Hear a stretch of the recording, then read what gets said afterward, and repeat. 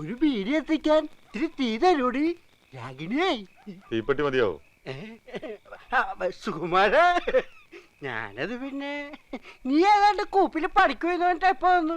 ബീഡി എത്തിക്ക്. ആ ബീഡി തീർന്നല്ലോ സുകുമാര. ബീഡി ഉണ്ടോ ഒരെണ്ണം തരാൻ? സുകുമാര ദേവസിക്കുട്ടി, മേലാലി വീടിന്റെ ഉമ്മറത്ത് വന്ന് വിളവെടുത്താണ്ടോ പന്നി.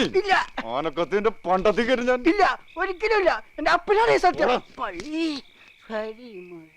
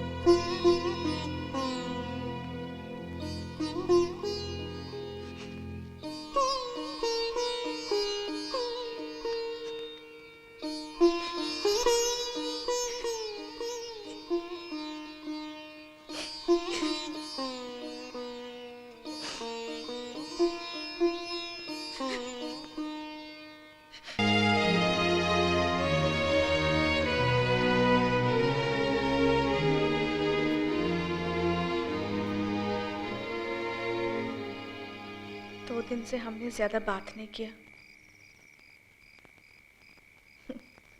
എല്ലാം എന്നോട് പറയാനിട്ടുണ്ട്. ലേക്കിൻ ഹമാരി ചിന്നുക്ക നാം അവളുടെ ചെല്ല പേരാണെന്ന് എന്താ എന്നോട് പറയാതിരുന്നത്?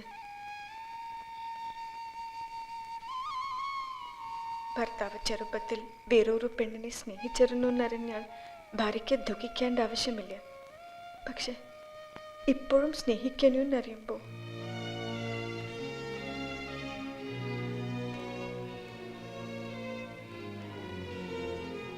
സീത, നീ വിചാരിക്കുന്നത് പോലെ സ്നേഹമല്ല എനിക്ക് അവളോട്, കുറ്റബോധം.